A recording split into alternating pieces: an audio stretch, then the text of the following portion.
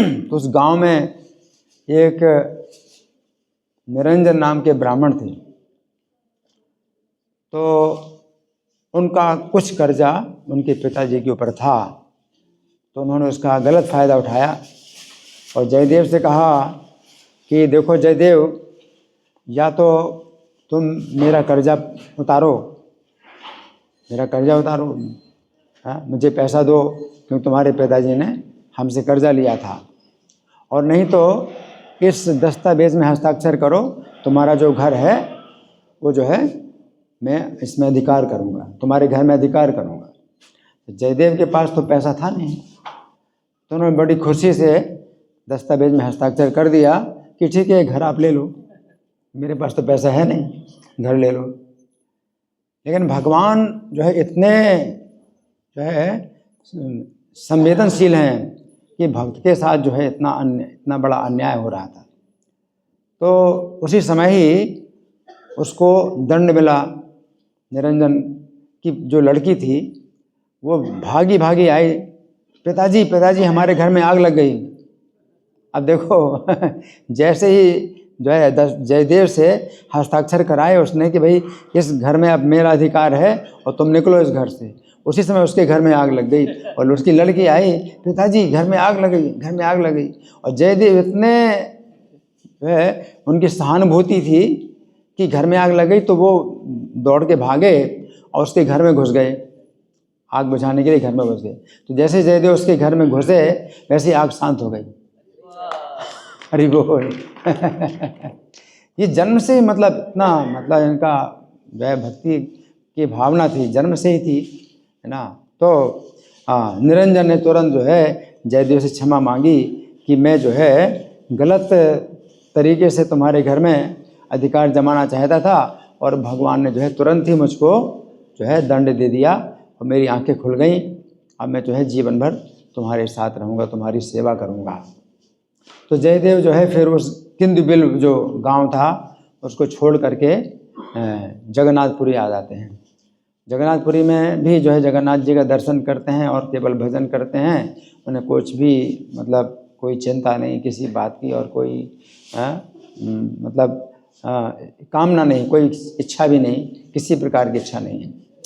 तो जगन्नाथपुरी में एक ब्राह्मण थे, तो उन्होंने जगन्नाथ जी से प्रार्थना की कि मुझे एक संतान चाहिए, आपकी कृपा हो तो मुझे एक संतान मिले। तो उनको एक जो है कन्या प्राप्त हुई। कन्या का नाम पद्मावती रखा। अब कन्या का जो है जब जो है विवाह के योग्य हो गई तो जगन्नाथ जी के सामने जो है आए, और जगन्नाथ जी से प्रार्थना की कि अब आप जो है इसके उचित वर आप जो है खुद ही चुनिए, उचित वर जो है जो भी हो ये कन्या का, तो आप जो है मुझे इसमें मार्गदर्शन दीजिए। तो जगन्नाथ जी ने सपना दिया कि जयदेव नाम के एक जो भक्त हैं मेरे, तो उनको तुम अपनी कन्या सौंप दो। तो इन्होंने देखा जयदेव जो है जगन्नाथ मंदिर में एक स्थान में बैठे अपना भजन करते रहते थे, उन्हें कुछ कोई चिंता नहीं, कोई इस भौतिक इच्छा नहीं कि भगवान के प्रेम में जो है भजन करते थे। तो उन्होंने जो है कहा कि देखिए जयदेव जी, जगन्नाथ जी ने मुझे आदेश दिया है, मैं अपनी कन्या आपको सौंप रहा हूँ। जयदेव बोले कि नहीं, मैं तो विवाह में बंधना नहीं चाहता हूँ, मैं किसी प्रकार का बंधन नहीं चाहता, क्षमा करो। तो वो बोले कि नहीं, आप क्षमा करो मुझे, कि जगन्नाथ जी ने आदेश दिया है, मैं अपनी कन्या को आपके पास छोड़ के जा रहा हूँ। मैं जो है मैंने छोड़ दी और कन्या को छोड़ के चले गए। आज जयदेव सोचते मैं कहाँ से बंध गया है, तो उससे बोले कि बोलो तुम कहाँ जाना चाहोगी, मैं तुम्हें वहाँ छोड़ दूँ, कि मैं तो बंधना नहीं चाहता विवाह के बंधन में। तो पद्मावती बोली कि प्रभु आप जो है मेरे पति हैं और मेरे प्राणों के नाथ हैं, और मैं जो है आपकी सेवा में रहूँगी, और मैं कहीं नहीं जा सकती आपको छोड़ करके, मैं तो अपने प्राण त्याग दूँगी, मैं जो है कहीं नहीं जा सकती। तो जयदेव ने फिर जो है पद्मावती को स्वीकार किया और जीवन भर ब्रह्मचर्य का पालन किया अपनी पत्नी के साथ। हरि बोल। तो जयदेव गोस्वामी जो है एक ऐसे भक्त हैं जो आजीवन गृहस्थ रहे और आजीवन ब्रह्मचर्य का भी पालन किया। तो हमारे वैष्णव कैलेंडर में 3 ऐसे महापुरुष जो है लगातार आते हैं तिरोभाव। आज जयदेव गोस्वामी के तिरोभाव है और इनकी विशेषता है कि जीवन भर जो है गृहस्थ रहे और जीवन भर ब्रह्मचर्य का पालन किया अपनी पत्नी के साथ। और कल का जो दिन था तो वो था रामचंद्र कविराज का तिरोभाव। और उनका भी जो है उनकी भी विशेषता आई कि जब उनका विवाह हुआ रामचंद्र कविराज का तो श्रीनिवासाचार्य की जो है दृष्टि पथ में आ गए और उन्होंने अपने भक्तों से उनके बारे में कहा कि ये जो व्यक्ति है इतना सुंदर है, इतना होनहार है, इतना विद्वान है और ये विवाह के बंधन में बंध करके अब जो है इसका जीवन बर्बाद हो जाएगा।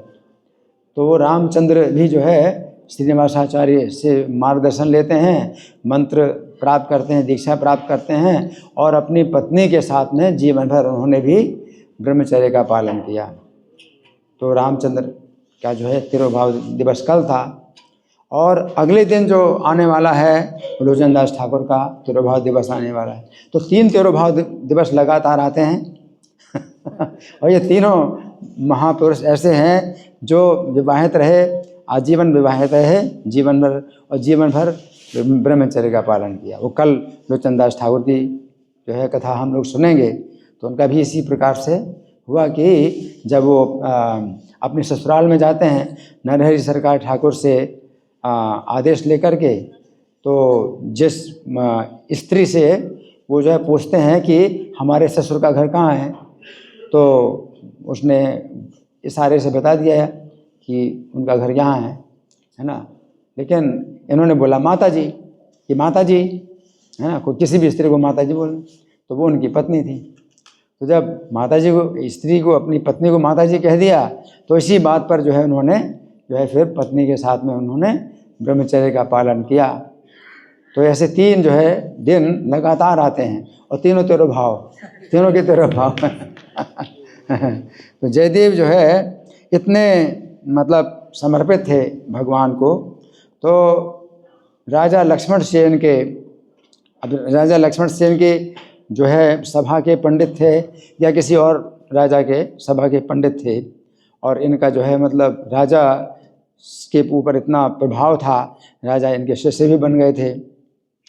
और उनकी जो रानी थी, राजा की रानी थी, तो वो भी जो है पद्मावती की हमेशा संगति में रहती थी।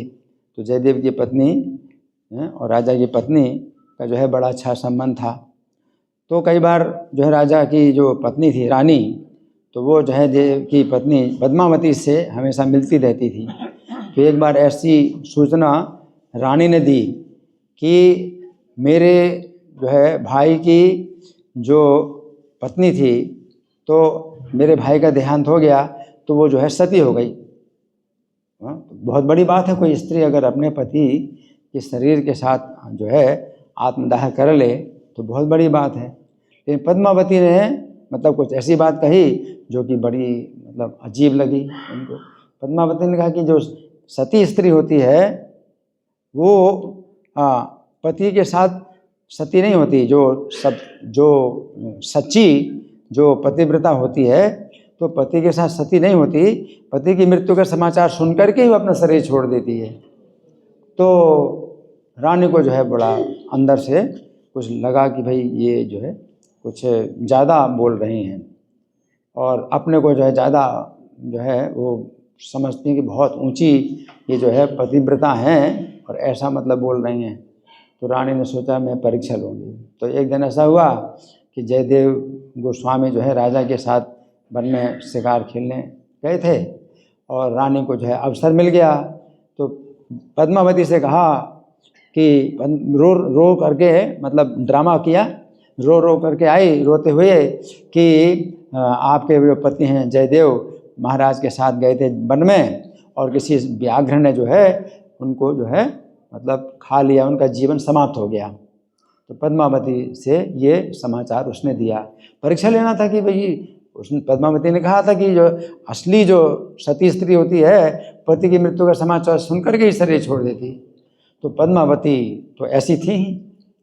तो पद्मावती ने जैसे समाचार सुना कि जयदेव की मृत्यु हो गई है, तो उन्होंने कृष्णा का 3 बार नाम लिया और शरीर छोड़ दिया। अब राजा की रानी के लिए अब बहुत बड़ा कलंक लग अब तो बहुत बड़ा कलंक लगेगा है कि मैंने जो है इनकी परीक्षा लेने के लिए ऐसी गलत सूचना दे दी और इसने तो शरीर छोड़ दिया। और बहुत शोक का जो है अब ये समाचार बन गया और पूरे राज्य में फैल गया समाचार कि पद्मावती ने इस कारण से शरीर छोड़ दिया। जब राजा आए तो राजा को पता चला कि मतलब ऐसी घटना हो गई है, और रानी ने जो है मतलब बहुत बड़ा ये जो है अपने ऊपर कलंक ले लिया। तो जयदेव कहते हैं कि नहीं नहीं महारानी, आप चिंता मत करो। अगर पद्मावती ने मेरी मृत्यु का समाचार सुनकर के अगर शरीर छोड़ दिया है तो मेरे आने के समाचार से वो जीवित हो जाए। तो जयदेव आए और वहाँ पद्मावती का मृत शरीर पड़ा हुआ था। बोले पद्मावती मैं आ गया हूँ। तो जैसे जो है जयदेव गोस्वामी ने ऐसा कहा तो पद्मावती कृष्णा कृष्णा वो बोलते हुए वो उठ के बैठ गई। हरि बोल। तो ऐसे जो है बड़े अद्भुत इनके जो है चरित्र हैं जयदेव गोस्वामी के बारे में। और एक घटना और मैं बताना चाहता हूँ, वो घटना ये है कि जयदेव गोस्वामी जो है ये किसी राजा के जो है सभा में गए थे। तो इन्होंने अपनी जो है पांडित्य से राजा को इतना प्रभावित किया कि उसने बहुत धन दिया। इनकी धन की इच्छा नहीं थी, उसने धन जो है दिया, काफ़ी धन दिया। तो धन लेकर के चल रहे तो रास्ते में जो है 4 डाकू मिल गए और 4 डाकुओं ने जो है क्या, वो तो अपनी तरह सोचते हैं कि भाई इस व्यक्ति को हम मार डालें और धन छीनें। वैसे तो इनको धन से कोई इच्छा नहीं थी, ऐसे मांगते तो धन सब दे देते, वो तो उनकी इच्छा नहीं थी, धन में आसक्ति नहीं थी। तो उनको जो है धन छीन लिया और मारा तो नहीं, मार नहीं डाला, लेकिन हाथ पैर काट करके एक कुएं में डाल दिया। अब तो वो मरना ही है, उसमें कोई अब मतलब शंका नहीं है कि वो तो मरेगा ही। इस तरह से मतलब एक प्रकार से मार ही डाला, हाथ पैर काट करके और कुएं में डाल दिया। और वो सूखा कुआं था, तो उसी सूखे कुएं में भी वो बैठे बैठे भगवान की जो है जैसी विधान हो उस पर जो है संतुष्ट होकर के वो भजन कर रहे हैं। और राजा लक्ष्मण सेन वहाँ से गुजर रहे थे, उनकी सेना जंगल से। तो राजा को प्यास लगी तो राजा ने आज्ञा दी कि देखो कहीं पर पानी है, कोई कुआं हो आसपास तो ज़रा देखो। तो जब सैनिक जब गए तो देखा कि ये कुआं तो जो है सूखा पड़ा है, लेकिन एक व्यक्ति जो है भजन कर रहा है। तो भजन की आवाज़ सुन करके राजा लक्ष्मण सेन स्वयं आए और उनको जो है फिर कुएं से बाहर निकाला। और इनके पांडित्य से और इनकी भक्ति का इतना वो प्रभाव देख करके वो इनका शिष्य बन गया और अपने महल में रखा। तो हाथ पैर कटे हुए थे और इस तरह से जो है ये मतलब राजा के गुरु भी बन गए। अब राजा ने जो है एक ऐसा भी अवसर आया कि पूरे शहर को जो है उसने भोजन का जो है मतलब कार्यक्रम कराया कि पूरे शहर की जो पब्लिक है पूरे भोजन करें। तो भोजन का जो है सब जो है बुलाया, तो सब पब्लिक भोजन कर रही थी। तो वो जो 4 जो डाकू थे जिन्होंने जयदेव के हाथ पैर काट करके और उनको कुएं में डाल दिया था, पूरा धन छीन लिया था, वो आए थे भोजन करने। और उन्होंने देखा कि जयदेव जो है ये वही व्यक्ति है जिसका हमने हाथ पैर काट डाले और ये अभी जिंदा है और राजा का गुरु बना हुआ है। अब तो जो है वो डर गए कि अब तो हमें मतलब मौत की सज़ा मिलेगी, अब तो कोई संदेह नहीं। तो भागने की तैयारी कर रहे थे। और जयदेव ने राजा को ये कहा कि अरे हमारे बहुत पुराने मित्र हैं और ये जो है ये जाने ना पाएँ, इनको जो है बड़ा आदर करो, इनको धन दो और जितनी धन की इच्छा है इनको धन दो। तो राजा ने कहा अरे हमारे गुरु के जो है बड़े जो है अच्छे मित्र हैं, तो उनका बड़ा आदर किया, सत्कार किया और बहुत धन संपत्ति दी। और जयदेव ने कहा कि इनको धन संपत्ति जो दे रहे हैं तो इनके गंतव्य स्थान तक जो है इनको पहुंचा दो सुरक्षित, और अपने जो है जो कर्मचारी हैं उनके हाथ में धन संपत्ति दो कि ये इनको पहुंचा दें। मतलब जयदेव ये सोच रहे हैं कि जैसे इन्होंने हमारे साथ किया कि छीना, तो कोई इनसे छीन लेगा और इनको मार देगा। तो जयदेव गोस्वामी ने कहा, तो उनके जो है 4 और कर्मचारी जिन्होंने धन अपने हाथ में लिया हुआ था, पूरा भार, और वो 4 जो है वो डाकू हैं, वो चले जा रहे थे। अब वो जो है जो कर्मचारी थे, रास्ते में इन 4 आदमियों से पूछते हैं कि भाई क्या बात है कि तुम्हारे जो है जो ये तुम्हारे जो गुरु, राजा के गुरुजी हैं, ये तुम्हारा इतना सम्मान करते हैं, तो ऐसा कारण क्या है जो इतना प्रेम करते हैं राजा के गुरु तुमसे? तो देखो इन दुष्टों ने जो है अब और कितनी गलत कहानी बनाई जयदेव के बारे में। बोले कि देखो भाई, हम किसी राजा के जब कर्मचारी थे तो इस आदमी ने जो है बहुत गलत काम किया था, तो राजा ने हमको आदेश दिया था कि इसका हम वध कर दें। तो हमने इसके हाथ पैर काट करके छोड़ दिया, तो ये हमारा एहसान मानता है कि हमने इसके हाथ पैर काट के छोड़ दिए थे और इसको जान से नहीं मारा था, तो हमारा एहसान मान करके इसने हमें ये धन दिलाया है। अब ये इतना बड़ा झूठ, और एक वैष्णव के बारे में झूठ, तो वो जो झूठ बोलने वाला व्यक्ति है वो इतना ज़्यादा पृथ्वी के लिए भार बन जाता है कि पृथ्वी भार सहन नहीं कर सकती। तो पृथ्वी को जो है बड़े बड़े पर्वतों का, समुद्रों का वो भार नहीं होता जितना भार जो है ऐसे व्यक्ति का जो वैष्णव के संबंध में झूठ बोलता है। तो इतने भार सहन नहीं कर पाई, पृथ्वी फट गई, समा गए, चारों वहीं पर ही समा गए। और जो धन संपत्ति तो उनके पास, कर्मचारियों के पास थी, और कर्मचारी लौट करके राजा के पास आए और राजा को पूरा समाचार बताया कि उन्होंने ऐसा बोला, हमारे आपके गुरु के बारे में उन्होंने ऐसा बोला, और धरती जो है फट गई, उसमें अंदर चले गए वो, अब वो मिलेंगे भी नहीं। धरती फट गई और जुड़ भी गई, खत्म, दफना दिए गए पूरी तरह से। तो फिर राजा ने रहस्य पूछा कि भाई महाराज, गुरु महाराज आप बताइए इसका क्या रहस्य है, उन्होंने आपके बारे में ऐसा बोला। तो जयदेव पूरी बात बताते हैं कि भाई ऐसी सी बात है कि उन्होंने जो है मतलब मेरे साथ ऐसा किया था, और मैं चाहता था कि उनके साथ कोई ऐसा ना करे, इसलिए मैंने कर्मचारियों के हाथों धन भिजवाया सब। तो इससे बड़ी शिक्षा मिलती है कि कोई व्यक्ति वैष्णव का अपराध करता है, वैष्णव कितना बड़ा वैष्णव और कितना बड़ा अपराध, अगर बहुत महान वैष्णव हो और महान अपराध करे, उस वैष्णव के बारे में निंदा की, तो वो जो है पृथ्वी के लिए इतना ही भारी बन जाता है कि पृथ्वी कहती है कि मैं जो है पर्वतों के भार को सहन कर सकती हूँ, समुद्रों के भार को सहन कर सकती हूँ, ऐसे व्यक्ति के भार को सहन नहीं कर सकती जो झूठ बोलता है। और विशेष रूप से किसके लिए? वैष्णव के संबंध में जो निंदा करे और गलत करे, ये बहुत बड़ी शिक्षा प्राप्त होती है। इसलिए जयदेव गोस्वामी तेरो भाव तिथि महामहोत्सव की जय, श्रील प्रभुपाद की जय। हरे कृष्ण।